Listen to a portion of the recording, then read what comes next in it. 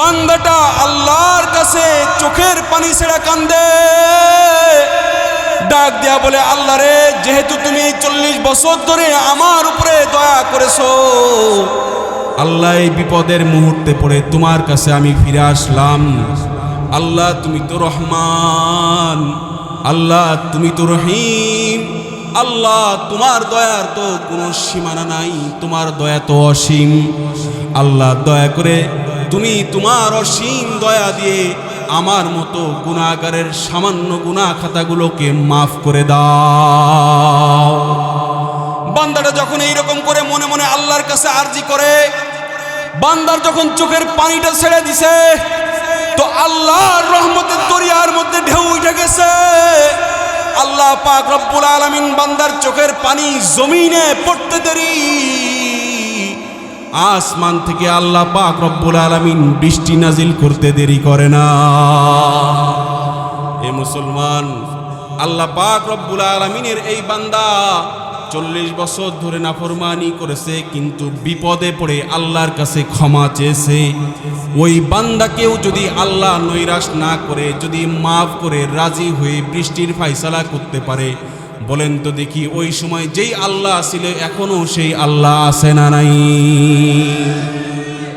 যদি আমাদের প্রত্যেকের জান্নাতের প্রয়োজন হয়, যদি মৃত্যুর পরে আমরা চির সুখ আর শান্তি আল্লাহর কাছ থেকে পাইতে চাই, যদি আমরা সবাই মিলে আল্লাহর জান্নাতে থাকতে চাই, তাইলে সর্বপ্রথম শর্ত হলো ঈমানের পরে নেক আমল করা, আর সর্বপ্রথম শর্ত হইল আপনার আমল নামাকে গুনাহমুক্ত রাখা, গুনাহ থেকে পবিত্র রাখা। এজন্য আমাদের আমল নামার মধ্যে কম আর বেশি প্রত্যেকের গুনাহ আছে। প্রত্যেকের গুনাহ খাতা যদি মাফ করাইতে চাই, তাওবা করতে হবে কার কাছে? এ মুসলমান, যেই বান্দা আল্লাহর কাছে ক্ষমা চায় সেই বান্দাকে আল্লাহ ভালোবাসে। যেই বান্দা আল্লাহর কাছে চায় ওই বান্দাকে আল্লাহ ভালোবাসে। বলেছেন কে? আল্লাহ পাক রব্বুল আলামিন কালামে হাকিমের মধ্যে ইরশাদ করে বলেন, ইন্নাল্লাহা ইউহিব্বুত তাওয়াবিন ওয়া ইউহিব্বুল মুতাতাহহিরিন।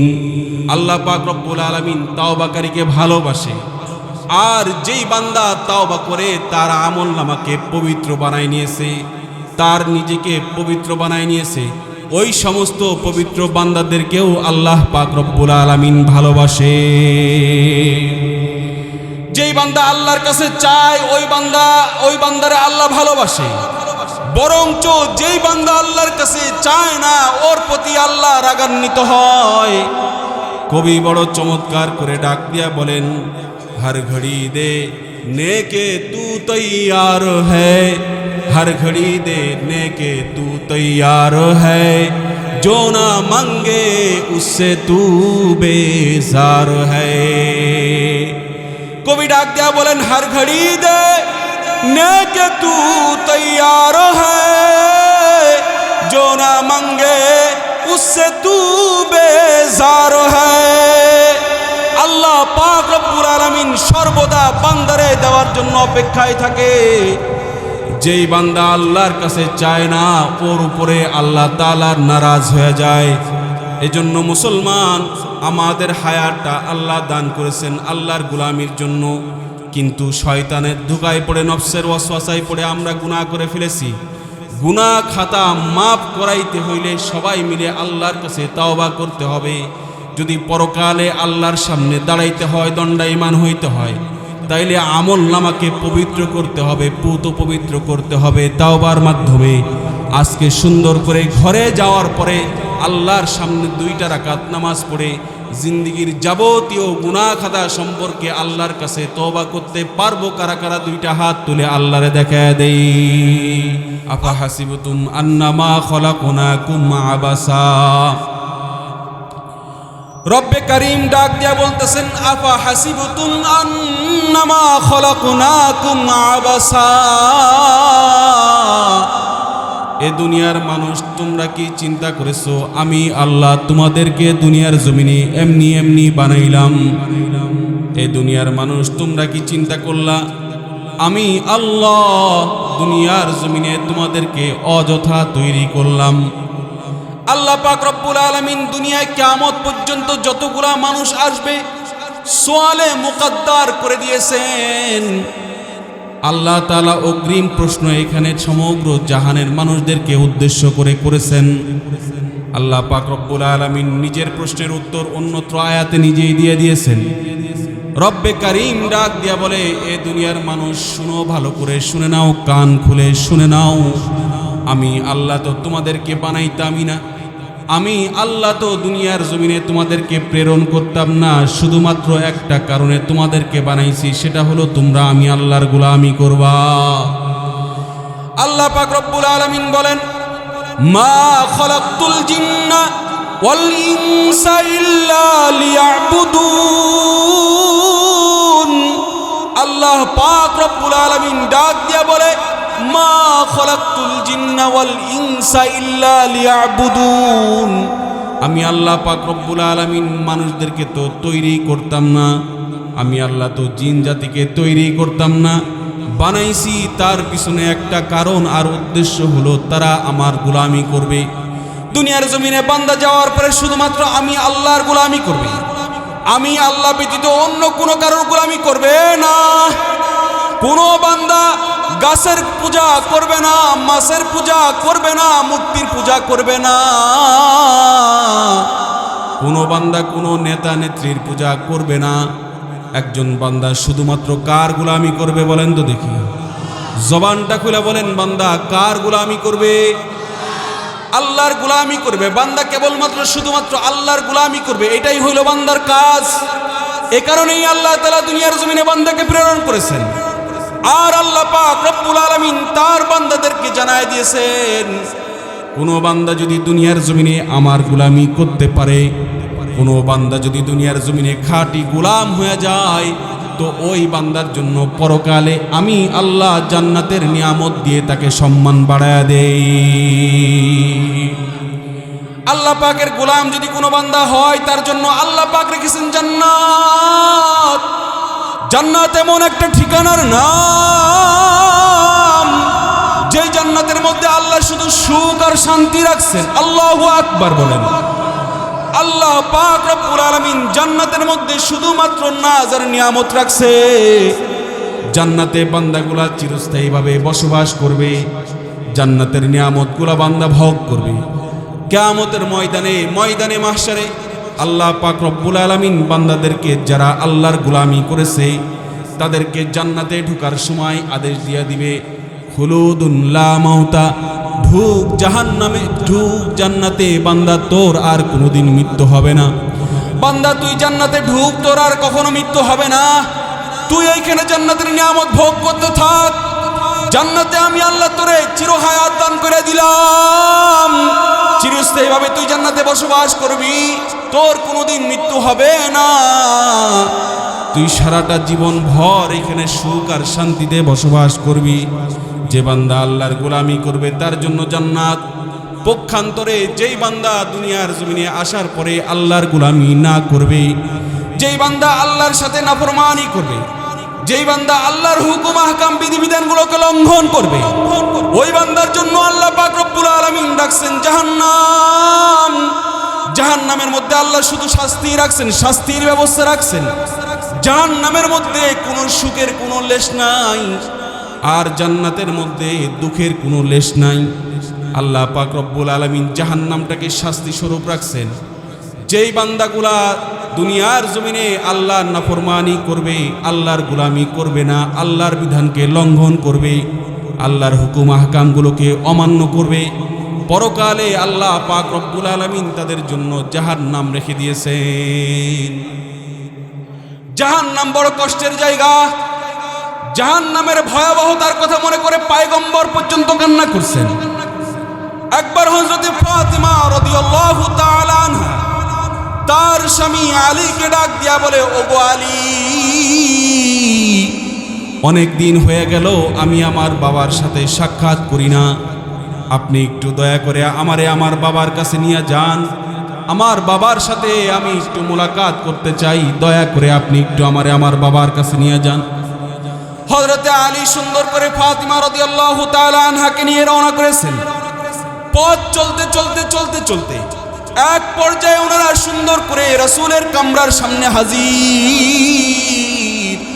ফাতিমা রাদিয়াল্লাহু তাআলা আনহা সুন্দর করে সালাম দিয়েছেন, আসসালাতু ওয়াসসালামু আলাইকা ইয়া রাসূলুল্লাহ, আসসালাতু ওয়াসসালামু আলাইকা ইয়া হাবিবাল্লাহ, আসসালাতু ওয়াসসালামু আলাইকা ইয়া শাফিয়াল মুজনাবিন, আসসালাতু ওয়াসসালামু আলাইকা ইয়া রাহমাতাল লিল আলামিন। সুন্দর করে ফাতিমা সালাম দিয়ে রাসূলের কামরার মধ্যে প্রবেশ করেছেন। যায় উনি বড় অবাক হয়ে গেছেন, তাকায় দেখে আল্লাহর পয়গম্বর বাচ্চাদের মতো ফুপায়ে ফুপায়ে কান্না করে, তাকায় দেখে পয়গম্বর ফুপায়ে ফুপায়ে কান্না করতেছে।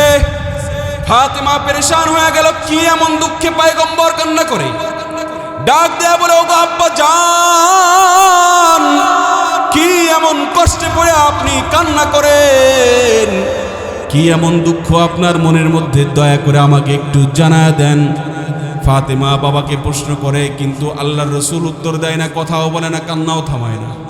ফাতিমা পেরেশান, কি এমন দুঃখের মধ্যে পয়গম্বর কান্না করতেছেন? চিন্তা ভাবনা করে প্রশ্ন করে, ওগো আব্বা জান, আপনি কি আমার মায়ের বিরহে অর্থাৎ আম্মা জান খাদিজার কথা মনে করে কাঁদতেছেন নাকি? আল্লাহর রাসূল তারপরেও ফাতিমার কথার উত্তর দেয় না। আল্লাহর পয়গম্বর তারপরেও ফাতিমার কথার জবাব দেয় না।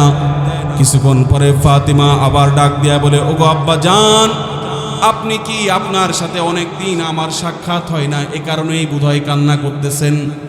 তারপরেও রহমাতুল্লিল আলামিন সরদারে দো আলম নবী কান্না থামায় না, ফাতিমার কথারও জবাব দেয় না। ফাতিমা পেরেশান হয়ে গেছে, কেন পয়গম্বর কান্না করে? কি এমন দুঃখ পয়গম্বরের দিলের মধ্যে? ফাতিমা রাদিয়াল্লাহু তাআলা আনহা এখন ডাক দিয়ে বলতেছে, ও আব্বা জান, আপনি কি আমার সন্তান, আপনার আদরের নাতি হাসান হুসাইনের কথা মনে করে বোধহয় কান্না করতেছেন। এবার রহমাতুল্লাহ আলামিন সরদারে দো আলম নবী হাবিবে কিবরিয়া মুহাম্মাদুর রাসূলুল্লাহ সাল্লাল্লাহু আলাইহি ওয়াসাল্লাম ডাক দিয়া বলে, ফাতিমা, আমি তোমাদের কারোর বিরহে কান্না করি না। ওগো ফাতিমা, আমার আদরের কন্যা, আমার দুলালি, আমার কলিজার টুকরা ফাতিমা, শুনো, আমি কান্না করতেছি জাহান্নামের ভয়াবহতার কথা মনে করে। কারণ ওই যে আল্লাহ পাক রব্বুল আলামিন দুনিয়ার জমিন থেকে আমাকে আসমানে নিয়েছেন, প্রথম আসমান, দ্বিতীয় আসমান, তৃতীয় আসমান, চতুর্থ আসমান, এমন করে ষষ্ঠ সপ্তম সমস্ত আসমানের নিয়ামতগুলো আল্লাহ পাক মেরাজের রজনীতে আমাকে ঘুরায় দেখাইছেন। আল্লাহর পয়গম্বর বলে, আমি নিজের চোখে জান্নাত দেখেছি, জাহান্নামও দেখেছি। আমি ফাতিমা যখন জাহান্নামের কাছে যায় দেখলাম, তাকায় দেখি কি করুণ দৃশ্য, ফাতিমা কি ভয়াবহ দৃশ্য। আমি তাকায় দেখি জাহান্নামের আগুনগুলো দাউ দাউ করে জ্বলতেছে, আর ওই জাহান্নামের মধ্যে জাহান্নামী বান্দাগুলা যারা দুনিয়ার জমিনে আল্লাহর সাথে নাফরমানি করেছে, ওই সমস্ত নাফরমান বান্দাগুলা জাহান্নামের মধ্যে পুড়তেছে। জ্যান্ত অবস্থায় জাহান্নামের আগুনের মধ্যে ওই বান্দাগুলা পুড়ে। এমনও দেখলাম রে ফাতিমা, ওই জাহান্নামের আগুন যখন উপরের দিকে বলক দিয়া দিয়া উপরের দিকে উঠে আসতেছে, তো ওই বলকানির সঙ্গে সঙ্গে জাহান্নামী বান্দাগুলাও পর্যন্ত আগুনের বলকের সাথে উপরে উঠে আসতেছে। ফাতিমা, আমি তাকায় দেখলাম জাহান্নামের মধ্যে, নজর করে দেখলাম জাহান্নামের মধ্যে এমনও কিছু বান্দা আছে যাদেরকে আল্লাহ পাক রব্বুল আলামিন আগুনের বর্ষি আংটা লাগায়া, জবানের মধ্যে আংটা লাগায়া জাহান্নামে ঝুলায় রাখছে। বান্দাগুলা জাহান্নামে ঝুলন্ত জ্যান্ত অবস্থায় আগুনের মধ্যে পুড়তেছে। তাদের চিৎকার, চেঁচামেচি আর আর্তনাদ চতুর্দিকে ভারী হয়ে আসছে। ফাতিমা এমন করুণ দৃশ্য যে দুই চোখ না দেখবে কোনোদিন অনুধাবন করতে পারবে না। ফাতিমারে আমি জাহান্নামে তাকায় দেখছি এমন কিছু নারী আছে যেই নারীগুলার স্তনের মধ্যে রব্বে করিম ওই নারীগুলার স্তনের মধ্যে আগুনের বর্ষি লাগা ঝুলন্ত অবস্থায় রাখছেন। নারীগুলাও পর্যন্ত আগুনের মধ্যে ঝুলন্ত অবস্থায় পুড়তেছে। এমন ভয়াবহ দৃশ্য আমি দেখেছি ফাতিমা। ওই জাহান্নামের ভয়াবহ দৃশ্যের কথা মনে করে কাঁদতেছি, অন্য কোনো কিছুর জন্য না। এ মুসলমান, এইরকম জাহান্নাম ভয়াবহ ঠিকানা। যেই বান্দা দুনিয়ার জমিনে আল্লাহর সাথে নাফরমানি করবে, আল্লাহর গোলামি করবে না, আল্লাহর সাথে নাফরমানি করবে, আল্লাহর বিধান কোরআন অনুযায়ী নিজের জীবন পরিচালনা করবে না, আল্লাহর পয়গম্বর রহমাতুল্লিল আলামিন তার দেখানো তরিকা সুন্নত মোতাবেক জীবনকে পরিচালনা করবে না, ওই সমস্ত বান্দারাই হইল নাফরমান, আর তাদের জন্য পরকালে জাহান্নাম। কিন্তু মুসলমান, আল্লাহ পাক রব্বুল আলামিন তো আমাদের মতো বান্দাদেরকে বড় মোহাব্বত করে বানাইছেন। আমাদের বাবা আদমকে আল্লাহ পাক রব্বুল আলামিন ওই যে আসমানের মধ্যে সুন্দর করে নিজের কুদরতি হাতে লেপে লেপে লেপে লেপে মোহাব্বত করে বানায় দিয়েছেন। আল্লাহ পাক রব্বুল আলামিন আমাদের বাবা আদম আলাইহিস সালাতু ওয়াস সালামকে সুন্দর করে নিজের কুদরতি হাত দিয়ে লেপে লেপে লেপে লেপে বানায় দিয়েছেন। আল্লাহু আকবার বলেন। আল্লাহ পাক বান্দারে বড় ভালোবাসে। এই যে আসমানের দিকে আমরা তাকাই, এই আসমানটাও আল্লাহ পাক রব্বুল আলামিন বানাইছেন, তবে হুকুম দিয়ে বানাইছেন। আল্লাহ পাক রব্বুল আলামিন এমন একজন কুদরতওয়ালা রব, আল্লাহ পাক রব্বুল আলামিন এমন একজন ক্ষমতাশীল আল্লাহ। আল্লাহ পাক রব্বুল আলামিন যদি কোনো কিছু তৈরি করতে চায়, আল্লাহ অর্ডার দিলে সমস্ত কিছু তৈরি হয়ে যায়। আসমানকে বলেছেন আল্লাহ পাক রব্বুল আলামিন, ইন্নামা আমরুহু ইযা আরাদা শাইআ, ইন্নামা আমরুহু ইযা আরাদা শাইআ আন ইয়াকুলা লাহু কুন ফায়াকুন। আল্লাহ পাক রব্বুল আলামিন যখন আসমান বানাইছেন, আল্লাহ অর্ডার দিয়েছেন, কোন বলেছেন, আল্লাহর অর্ডারে আসমান তৈরি হয়েছে, জমিন তৈরি হয়েছে, গ্রহ নক্ষত্র সূর্য যা কিছু দেখি সমস্ত কিছু আল্লাহ তাআলার অর্ডারের মাধ্যমেই তৈরি হয়েছে। কিন্তু আল্লাহ পাক রব্বুল আলামিন বাবা আদমকে বড় মোহাব্বত করে নিজের হাতে লেপে লেপে বানাইছেন। এই মায়ার বান্দাগুলা দুনিয়ার জমিনে আসার পরে শয়তানের ধোঁকায় পড়ে আল্লাহর নাফরমানি করবে। এই মায়ার বান্দাগুলা দুনিয়ার জমিনে আসার পরে শয়তানের ধোঁকায় পড়ে, নফসের ওয়াসওয়াসায় পড়ে নাফরমানি করে ফেলবে। কিন্তু বান্দা যদি নাফরমানি নিয়ে কবরের ঘরে রওনা হয়, তাইলে বান্দা জাহান্নামের আগুনে পুড়তে হবে। যেই বান্দাকে আল্লাহ এত মায়া করে বানাইছেন, ওই বান্দা জাহান্নামের আগুনে পুড়বে, এটা আল্লাহর সহ্য হয় না। এ কারণে আল্লাহ পাক রব্বুল আলামিন, আমি আপনাদের সম্মুখে যেই আয়াত তেলাওয়াত করেছি, আল্লাহ পাক রব্বুল আলামিন তার নাফরমান বান্দাদেরকে মাফ করার জন্য একটা পদ্ধতি দান করে দিয়েছে। আল্লাহু আকবার বলেন। আল্লাহু আকবার।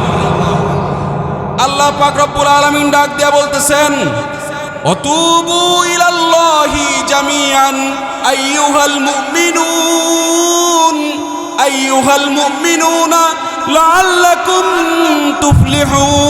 তুফলিহুন। আল্লাহ পাক রব্বুল আলামিন ডাক দিয়া বলে, বান্দারে, তোরে আমি বড় মোহাব্বত করে বানাইছি, তোরে জাহান্নামের জন্য বানাই নাই। তবে শয়তানের ধোঁকায় তোর গুনাহ হবে, নফসের ওয়াসওয়াসায় পড়ে গুনাহ হবে, পেরেশানির কারণ নাই। আমি আল্লাহ তোরে পদ্ধতি দিয়া দিলাম, সিস্টেম দিয়া দিলাম। যাবতীয় গুনাহ খাতা নিয়ে তুই আমি আল্লাহর কাছে তাওবা কর, তুই আমি আল্লাহর কাছে ক্ষমা ভিক্ষা চা, মাপ চা। তুই আমার কাছে লজ্জিত হইয়া জীবনে আর কোনোদিন গুনাহ করবি না মর্মে প্রতিজ্ঞাবদ্ধ হয়ে তুই আমার কাছে মাপ চায়া দেখ। আমি আল্লাহ তুই মাপ চাইতে দেখি দেরি, তোর আমলনামা থেকে গুনাহ খাতা মাফ করতে দেরি করব না। এ মুসলমান, আমরা কম বেশি প্রত্যেকেই কম আর বেশি গুনাহগার, ঠিক কিনা? এমন কি কেউ আছে বলতে পারবে আমার আমলনামার মধ্যে গুনাহ নাই? আছে নাকি? এমন কি কেউ বলতে পারবে আছে? প্রত্যেকটা বান্দার আমলনামার মধ্যে কম আর বেশি গুনাহ আছে, গুনাহ খাতা হয়ে গেছে। কিন্তু বান্দা গুনাহ খাতা নিয়ে কবরে যাওয়া যাবে না। গুনাহ নিয়ে যদি কবরে যান, তাইলে আপনার জন্য শাস্তি অপেক্ষা করতেছে। বলেছেন কে? আল্লাহ পাক রব্বুল আলামিন বলেছেন, আর এই শাস্তি যেন আপনার সম্মুখীন না হয়, আপনি যেন শাস্তির সম্মুখীন না হইতে হয়, সেজন্য আল্লাহ পদ্ধতি দিয়েছেন। আল্লাহর কাছে তওবা করতে হবে। গুনাহ যতই বেশি হোক না কেন, আপনার গুনাহের পরিমাণ যদি এই যে আসমান আর জমিনের ফাঁকা জায়গা বরাবর হয়ে যায়, আপনার গুনাহের পরিমাণ যদি এই যে পাহাড় সম পরিমাণও হয়ে যায়, আপনার গুনাহের পরিমাণ যদি নদীর পানির সমপরিমাণ হয়ে যায়, সমুদ্রের পানির সমপরিমাণ হয়ে যায়, পেরেশানির কারণ নাই। আল্লাহর রহমত থেকে আপনি নৈরাশ হয়েন না। আল্লাহ আপনারে সুখবর দিয়েছেন। আল্লাহ পাক রব্বুল আলামিন ঘোষণা করেছেন, লা তাকনাতু মির রাহমাতিল্লাহ, ইন্নাল্লাহা ইয়াগফিরুয যুনুবা জামিআ। আল্লাহ পাক রব্বুল আলামিন সুখবর দিয়েছেন, বান্দা তোমরা আমি আল্লাহর রহমত থেকে নৈরাশ হইও না। আমি আল্লাহ তোমার জিন্দেগির যাবতীয় গুনাহ খাতা মাফ করে দিব। যেমন নাকি আল্লাহ পাক রব্বুল আলামিন পূর্বের জামানার বান্দাদেরকে মাফ করেছেন। কোনো বান্দা আল্লাহর কাছে মাফ চেয়েছে, জীবন ভর গুনাহ করেছে, কিন্তু জীবনের এমন একটা সময় বিপদে পড়েও আল্লাহর কাছে মাফ চেয়েছে, তো আল্লাহ ওই বান্দাদেরকে মাফ করে দিয়েছে। বনি ইসরাইলের জামানার মধ্যে ঘটনা, হযরত মূসা আলাইহিস সালামের জামানার কথা। মূসা পয়গম্বরের সময়ের মধ্যে চতুর্দিকে দুর্ভিক্ষ শুরু হয়ে গেছে। চতুর্দিকে শুধু দুর্ভিক্ষ আর দুর্ভিক্ষ, দুর্ভিক্ষ আর দুর্ভিক্ষ। মানুষের ঘরের মধ্যে খাবার নাই, অনাহারে দিন কাটায়। এমন একটা অবস্থা হয়ে গেছে যেন বান্দাগুলা এখন না খাওয়ার কারণেই মারা যাবে। কঠিন পরিবেশের মধ্যে পড়ে গেছে, কঠিন পরিস্থিতির মধ্যে পড়ে গেছে। বান্দাগুলা এখন কোনো কুল কিনারা খুঁজে না পেয়ে সবাই মিলে যুক্তি করে পয়গম্বর মূসার দরবারে হাজির হয়ে গেছে। যা সুন্দর করে ডাক দেয়া বলে, ওগো আল্লাহর পয়গম্বর মূসা, আপনি তো কালিমুল্লাহ, আপনার সাথে আল্লাহর কথা হয়, আপনি তো আল্লাহর সাথে কথা বলেন। দয়া করে এই যে তাকায় দেখেন আমাদের চতুর্দিকে দুর্ভিক্ষ, একটু আপনি দয়া করে আল্লাহর কাছে আমাদের হালতটা জানা দেন, যেন আল্লাহ তাআলা আমাদের উপরে রাজি ও সন্তুষ্টি হয়ে যায়, যেন আল্লাহ তাআলা আমাদের উপর থেকে রাগটা সরায় নেয়, যেন আল্লাহ তাআলা আমাদেরকে মাফ করে আসমান থেকে রহমতের বৃষ্টির ফায়সালা করে দেয়। পয়গম্বর মূসা সমস্ত উম্মতদের কথা শুনলেন, সুন্দর করে ডাক দিয়া বলে, ও আমার উম্মতেরা শুনো, আমি আজকে তোমাদেরকে নিয়ে দোয়া করব না, তবে তোমরা আগামী দিন অমক ময়দানে অমক জায়গায় উপস্থিত হয়ে যাবা। আমি তোমাদেরকে নিয়ে আল্লাহর দরবারে হাত তুলে সুন্দর করে দোয়া করব। পয়গম্বরের কথা শুনে সবাই মিলে যার যার ঘরে ফিরে গেল। আবার পরবর্তী দিনে সুন্দর করে নির্দিষ্ট ময়দানে উপস্থিত হয়ে গেল। আল্লাহর পয়গম্বর মূসা কালিমুল্লাহ সবাইকে নিয়ে আল্লাহর দরবারে হাত তুলেছেন, দোয়া করতেছেন, ডাক দিয়া বলে, আল্লাহ, এই যে তাকায় দেখেন আমার উম্মতরা বড় কষ্টের মধ্যে আছে, আমার উম্মতদের মধ্যে দুর্ভিক্ষ শুরু হয়ে গেছে। আল্লাহ, দয়া করে আপনি আমাদের উপরে রাজি ও সন্তুষ্ট হয়ে যান, আমাদের উপরে আপনার রহমতের বৃষ্টির ফায়সালা করে দেন। মূসা পয়গম্বর দোয়া করে, কিন্তু আল্লাহ কবুল করে না। এ মুসলমান, প্রত্যেকটা নবী রাসূল আর পয়গম্বররা হইলেন মুস্তাজাবুদ দাওয়া। কোন নবীরা হাত তুলতে দেরি আল্লাহ তাআলা কবুল করতে দেরি করে না, কিন্তু মূসা পয়গম্বর আল্লাহর দরবারে দোয়া করে, সেই দিন আল্লাহ তাআলা দোয়া কবুল করে না। পেরেশান হয়ে গেছে, কেন আল্লাহ পাক রব্বুল আলামিন বুঝি আবার আমার উপরেও রাগ করে ফেলছে। পয়গম্বর মূসা পায়চারি করে হাঁটাচলা করতেছে, পেরেশান। হঠাৎ করে আসমান থেকে গাইবি আওয়াজ, আসমান থেকে গাইবি আওয়াজ ডাক দিয়া বলে, রে মূসা, ওই যে তোমার কাফেলার মধ্যে এমন একজন বান্দা আছে, যেই বান্দাটা 40টা বছর ধরে আমি আল্লাহর নাফরমানি করে, 40 বছর ধরে আমি আল্লাহর নিয়ামত খায়, 40 বছর ধরে আমি আল্লাহর দেওয়া নিয়ামত খায়া বান্দা বাঁচা আছে, কিন্তু ওর জবানটা দিয়া একবারের জন্য আল্লাহ বলে ডাকে না। এ মূসা পয়গম্বর, তোমার ওই কাফেলা থেকে ওই বান্দা যতক্ষণ না বের হবে, যতক্ষণ পর্যন্ত এই বান্দাটা তোমাদের কাফেলা থেকে বের না হবে, ততক্ষণ পর্যন্ত আমি আল্লাহ তোমাদের দোয়া কবুল করব না, তোমাদের উপরে রহমতের বৃষ্টিরও ফায়সালা করব না। মূসা পয়গম্বর রাগান্বিত হয়ে গেছেন। দৌড় দিয়ে আইসা কাফেলার কাছে ডাক দেয়া বলে, এই কে আসো সিয়াকার, কে আসো খতাকার, কে আসো গুনাহগার, এই কে আসো নাফরমান? তুমি 40টা বছর ধরে আল্লাহর সাথে নাফরমানি করো, 40টা বছর তুমি আল্লাহর নিয়ামত ভক্ষণ করো, কিন্তু জবান দিয়ে আল্লাহ বইলা ডাকো না। তোমার এই নাফরমানির কারণে আল্লাহ তাআলা বড় রাগান্বিত হয়ে গেছে, ক্ষিপ্ত হয়ে গেছে। তোমার কারণেই আল্লাহ তাআলা আসমান থেকে বৃষ্টি বন্ধ করে দিয়েছে। তোমার জন্যই আল্লাহ তাআলা এই দিকে আমাদের উপরে দুর্ভিক্ষ দান করে দিয়েছে। আল্লাহ পাক রব্বুল আলামিন হুকুম করেছেন, যতক্ষণ তুমি আমাদের কাফেলা থেকে বের না হবে, যতক্ষণ পর্যন্ত তুমি আমাদের কাফেলা থেকে বের না হবে, ততক্ষণ পর্যন্ত আল্লাহ তাআলা আমাদের উপরে বৃষ্টি বর্ষণ করবেন না, আমাদের দোয়া কবুল করবেন না। সুতরাং যাও, বের হয়ে যাও, কাফেলা থেকে বের হয়ে যাও, এক্ষুনি তুমি আমাদের কাফেলা থেকে বের হয়ে যাও। যেই বান্দাটা পাপী মুসলমান, খুব ভালো করে শুনবেন, যেই বান্দাটা নাফরমান, যেই বান্দাটা পাপী বান্দা, তার তো তীরের মধ্যে খবর হয়ে গেছে। বান্দাটা মাথা নিচের দিকে ঝুঁকায়া আল্লাহর দিকে মোতাওয়াজ্জু হয়েছে, আল্লাহর দিকে মনোনিবেশ করেছে, মনে মনে সুন্দর করে ডাক দিয়া বলে, আল্লাহ 40 বছর ধরে তোমার নাফরমানি করলাম, 40টা সেকেন্ডের জন্য কোনোদিন তুমি আমার থেকে তোমার নিয়ামত ছিনায় নাও নাই। ওগো আল্লাহ, 40 বছর ধরে তোমার নাফরমানি করলাম সত্য, কিন্তু তুমি তো আমার পরিচয় কারোর কাছে জানাও নাই। আল্লাহ রে, আজকে এতগুলা মানুষের সামনে যদি আমি এখান থেকে বের হয়ে যাই, তাইলে তো সবাই আমারে দেখে ফেলবে। আল্লাহ, সবাই তো আমারে চিনে ফেলবে। আল্লাহ, দয়া করে তুমি আমারে মাফ করে দাও। বান্দাটা খুব মনোযোগের সাথে মাথাটা নিচের দিকে দিয়ে আল্লাহর দরবারে কান্না করে। বান্দাটা আল্লাহর কাছে চোখের পানি ছেড়া কান্দে,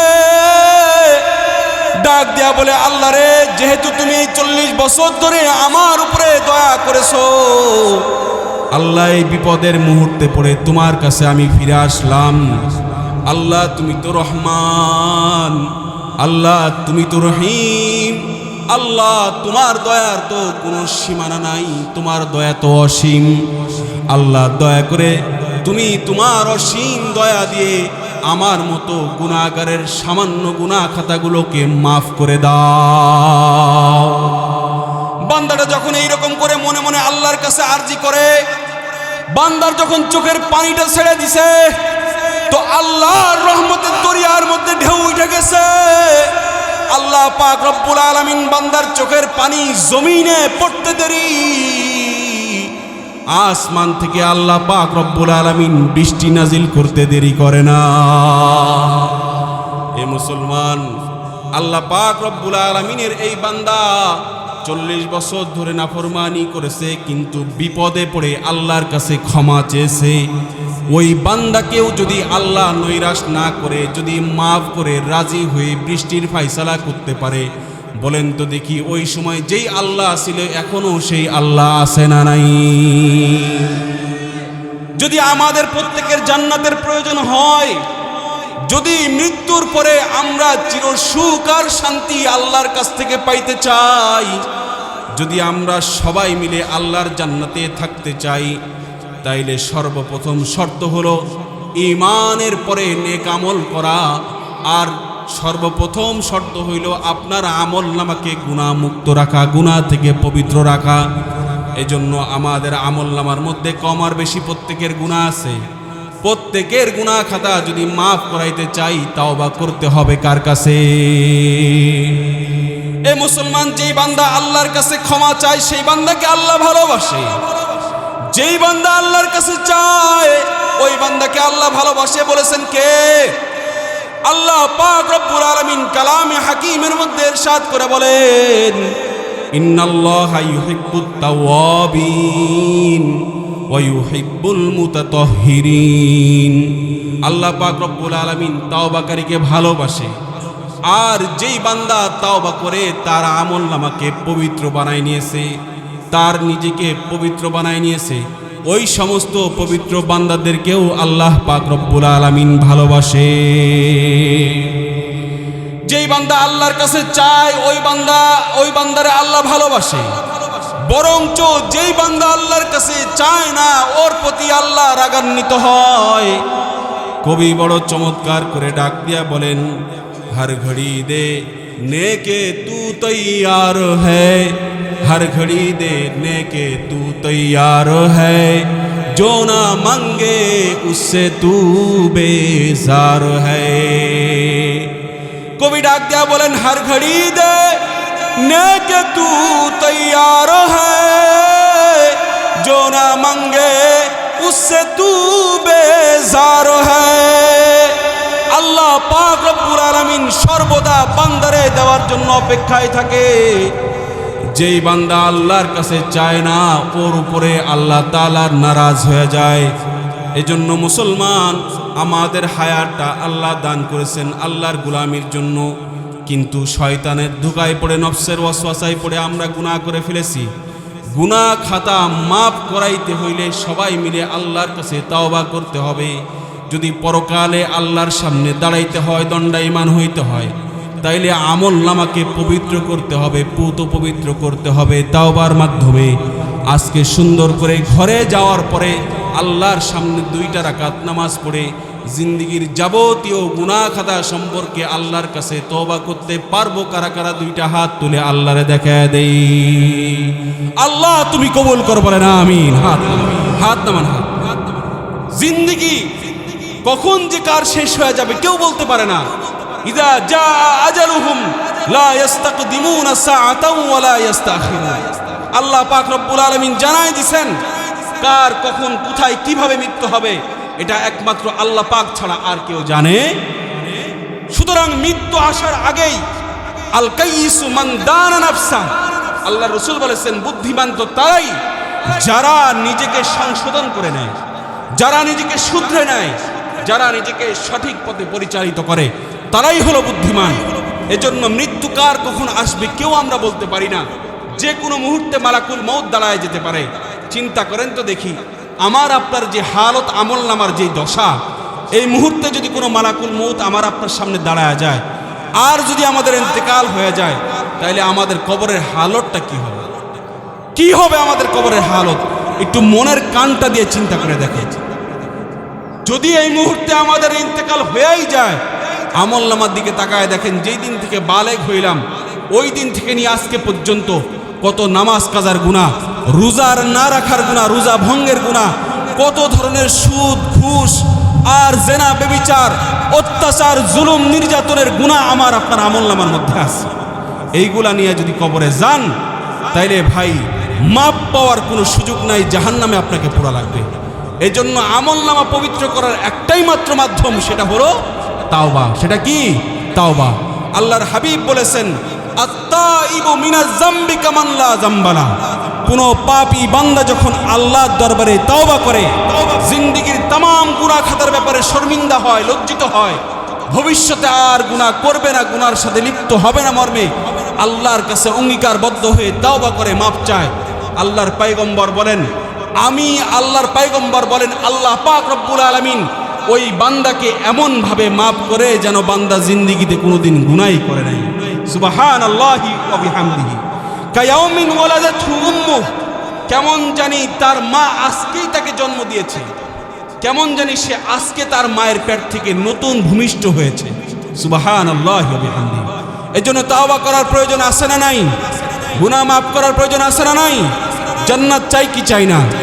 কারা কারা চাই না দেখি হাতটা দেখি। সবাই চান? সবাই যদি চান তাহলে আজকে ইনশাআল্লাহ এই আমলটা করবেন ঘরে ফিরে। বাবা ঘুমাবে, মা ঘুমাবে, পাড়া পড়শি, আত্মীয় স্বজন সবাই ঘুমাবে, একজন ঘুমায় না। তিনি কে? বলেন জবান খুলে, তিনি কে? আল্লাহ পাক রব্বুল আলামিন কালামে পাকের মধ্যে ডাক দিয়া বলেন, আল্লাহু লা ইলাহা ইল্লা হুয়াল হাইয়ুল কাইয়্যুম লা তাখুযুহু সিনাতুন ওয়ালা নাওম। আল্লাহ পাক রব্বুল আলামিন বলেন, বান্দারে আমি আল্লাহর পরিচয় তোমরা শুনে নাও।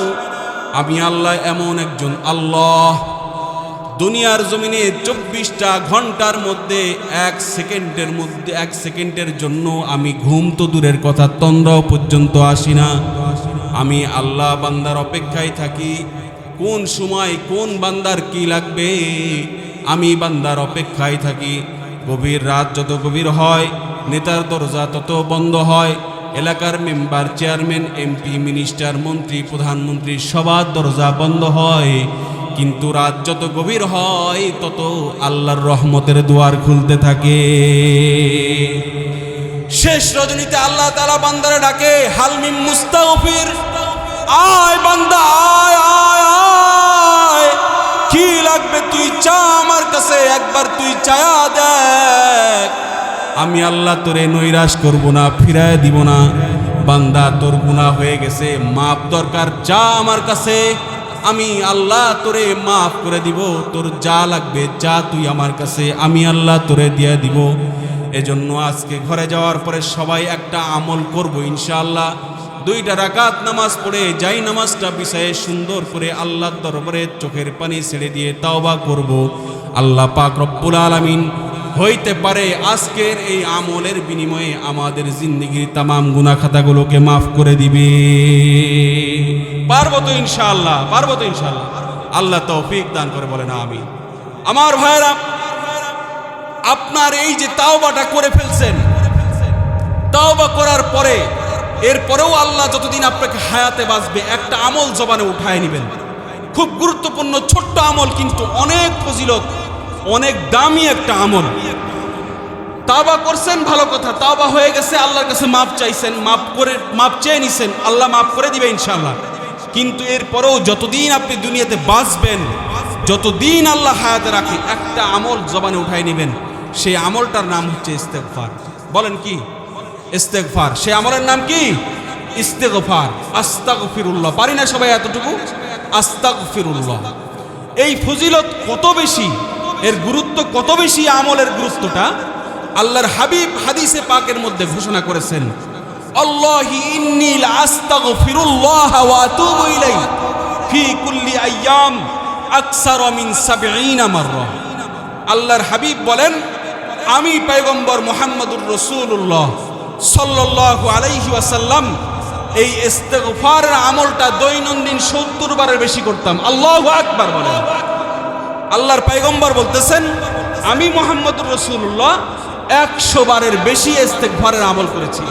তাইলে বলেন তো দেখি, যেই পয়গম্বর যার আগে পরে সব মাপ, যিনি সাকিয়ে কাউসার, যিনি শাফিউল মুজনাবিন, যার হাতের হাউজে কাউসারের পানির পেয়ালা পান করা ব্যতীত আপনি ফুলসিরাত পার হইতে পারবেন না, যার সুপারিশ ব্যতীত আপনি জান্নাতে যাইতে পারবেন না, উনি যদি 70 বারের বেশি তাহলে ইস্তেগফারের আমল করে, অন্য হাদিসে আসছে 100 বারের বেশি উনি ইস্তেগফারের আমল করেছেন, তাহলে আমাদের কতবার করা দরকার? বারংবার করা দরকার। চলতে ফিরতে ঘুরতে ফিরতে আমাদের হাতের কাজ আছে, পায়ের কাজ আছে, জেহেনের কাজ আছে, কিন্তু জবানটা তো আমাদের অলস থাকে। আমরা অফিসে কাজ করি, আমরা ভ্যান চালাই, রিক্সা চালাই, ক্ষেত খামারে কাজ করি, কিন্তু আমাদের জবান তো ভাই অলস থাকে। সর্ব অবস্থায় 24টা ঘন্টার মধ্যে যদি জবানটা অলস বসায় না রেখে আমি আপনি ইস্তেগফারের আমল করতে পারি, তাহলে ইস্তেগফারের এই আমলের বিনিময়ে সবচাইতে বড় একটা ফায়দা কি হবে জানেন? এই যে আমার আপনার আমলনামা আছে, মনে করেন একটা সাদা কাপড় এখন আপনার এখানে ময়লা রাখছে, আপনি কি করবেন?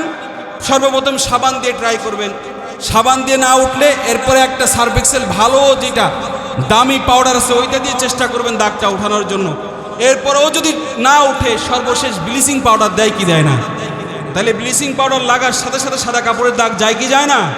তা আমলনামাটাও হচ্ছে এমন একটা সাদা কাপড়ের মতো, আমি উদাহরণ দিচ্ছি, মেসাল দিচ্ছি, এমন একটা সাদা কাপড়ের মতো, পাপ করতে করতে করতে করতে পাপের কালিমায় সাদা কাপড়ের এই আমলনামাটা একেবারে কালো অন্ধকার হয়ে গেছে, ঘুটঘুটে অন্ধকার হয়ে গেছে।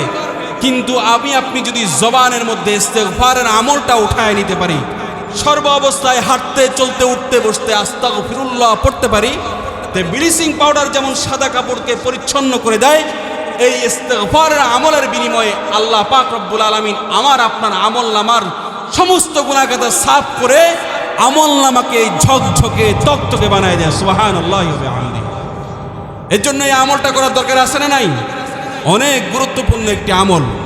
আল্লাহ রাসূল সাল্লাল্লাহু আলাইহি ওয়াসাল্লাম এই ইস্তিগফারের ফজিলত সম্বলিত অনেক হাদিস বর্ণনা করেছেন। তার ভিতরে একটা হাদিস আপনাদেরকে শোনায়া দেই। আল্লাহর পয়গম্বর ঘোষণা করতেছেন, মান লাজিমাল ইস্তিগফার, মান লাজিমাল ইস্তিগফার জাআলাল্লাহু লাহু মিন কুল্লি হাম্মিন ফারাজা ওয়া মিন কুল্লি দিকিন মাখরাজা ওয়া রাযাকাহু মিন হাইসু লা ইয়াহতাসিব। যে বান্দা 24টা ঘন্টা চলতে ফিরতে উঠতে বসতে তার জবানের মধ্যে ইস্তিগফারটা লাজিম করায় নিবে, 24টা ঘন্টা বান্দা ইস্তিগফারের উপর আমল করবে, আল্লাহর হাবিব বলেন ইস্তিগফারের বিনিময়ে আল্লাহ পাক রব্বুল আলামিন ওই ইস্তিগফারের উপর আমল করনেওয়ালা বান্দার সমস্ত পেরেশানি দূর করে দিবে। দুনিয়াতে আমাদের পেরেশানি মুক্ত হায়াতের দরকার আছে না নাই? আছে তো? তাহলে দরকার যদি থাকে এই একটা আমল করবেন ইনশাআল্লাহ। আল্লাহর হাবিব বলেছেন যে জবানে ইস্তিগফার লাজিম করে নিবে তার পেরেশানি আল্লাহ পাক রব্বুল আলামিন দূর করে দিবেন। 2 নম্বরে আল্লাহর রাসূল বর্ণনা করেছেন, কোনো বান্দা যদি চলতে ফিরতে উঠতে বসতে সর্বদাই তার জবানে ইস্তিগফারের আমলটাকে উঠায় নেয়, তো ইস্তিগফারের আমলের বিনিময়ে আল্লাহ পাক রব্বুল আলামিন ওই বান্দার সমস্ত সংকীর্ণ রাস্তাকে প্রশস্ত করে দিবেন। সুবহানাল্লাহ কালকে যায় বলেন, জোরে বলেন সুবহানাল্লাহি ওয়া বিহামদিহি। সংকীর্ণ রাস্তা মানে আপনি মনে করেন এমন একটা পরিস্থিতির শিকার হয়ে গেছেন, এমন একটা বিপদের মধ্যে আপনি পড়ে গেছেন, আর কোনো কুল কিরানা নাই, কোনো উপায়ন্ত নাই, বাঁচার কোনো রাস্তা নাই। এমন কঠিন মুসিবতের মধ্যে ইস্তিগফার করনেওয়ালা বান্দাকে আল্লাহ তাআলা পথ দেখায় পরিস্থিতি থেকে পরিত্রাণ দান করে দিবেন। সুবহানাল্লাহি ওয়া বিহামদিহি। আল্লাহর হাবিব বলেছেন, কোনো বান্দা যদি তার জবানে ইস্তিগফারটা লাজিম করে নেয়, তো ইস্তিগফারের বিনিময়ে বান্দার রিজিকের ফয়সালা আমি আল্লাহ এমন জায়গা থেকে করব বান্দা কোনোদিন কল্পনাও করতে পারে না। তাহলে ছোট্ট একটা আমল, ফজিলত অনেক কম না বেশি? অনেক অনেক ফজিলত। 1 নম্বর হইল আপনার আমল নামা থেকে গুনাহ খাতা মোচন করে ঝকঝকে তকতকে রাখবে। 2 নম্বর হইল আপনার পেরেশানি দূর করে দিবে। 3 নম্বর হইল আপনার সমস্ত বিপদ আপদ বালা মুসিবত থেকে হেফাজত করে নিবে। 4 নম্বর হইল আপনার রিজিকের ফয়সালা এমন জায়গা থেকে করবে আপনি কল্পনাও করতে পারবেন না। এর জন্য এই ইস্তিগফারের উপরে আমাদের আমল করতে হবে কি হবে না?